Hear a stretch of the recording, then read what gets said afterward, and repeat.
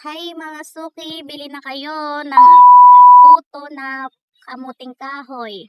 At sa Bisaya daw ang tawag dito is lanson. At sa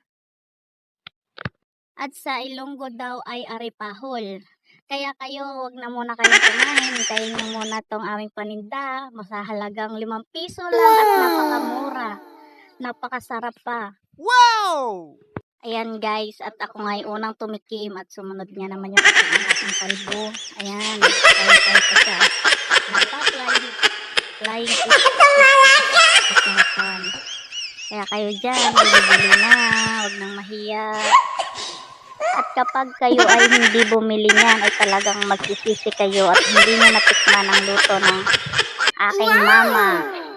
Ganyan nga pala guys ang pagluluto niyan. Ayan, lagyan mo na siya ng ang kamuting kahoy, tapos bukayo, tapos kamuting kahoy uli, tapos lalagyan din siya ng asukal sa kanyang toppings niya. Asukal. Yan, ganyan yung ginagawa ni mama. Yan guys, ganyan lang siya, paulit-ulit. Yan, ulit-ulit lang po siya. Yan, ganyan po ang itsura niya kapag naluto na. Ganyan po at napakasarap. Kaya sa mga mahihilig dyan, sa mga kakaning gaya nito, ay pang hinihintay nyo.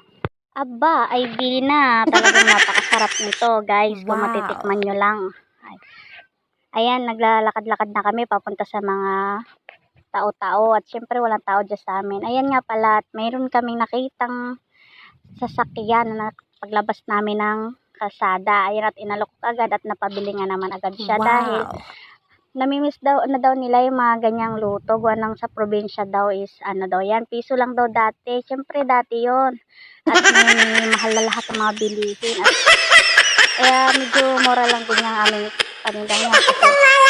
Kasi subukan lang naman namin kung patok pa ba to sa ngayong panahon. At syempre, hindi naman kami nagpapayaman at sa amin lang naman ayos lang kung may makain ka sa araw-araw, diba?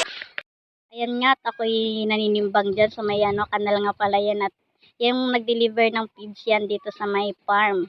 Ayan, napabili si kuya at para ipapatikim din daw niya sa kanyang asawa. Ayan, driver din yan si Kuya Ardel. Shout out sa'yo, Kuya Ardel. Kuya Ardel nga pala ay kasamahan namin dati. At siya asawa ni Ate Rica. Ayan, mga best friend ko yung mga yan.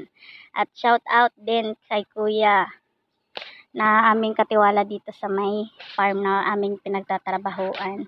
Yan lang guys. Thank you for watching. Mama.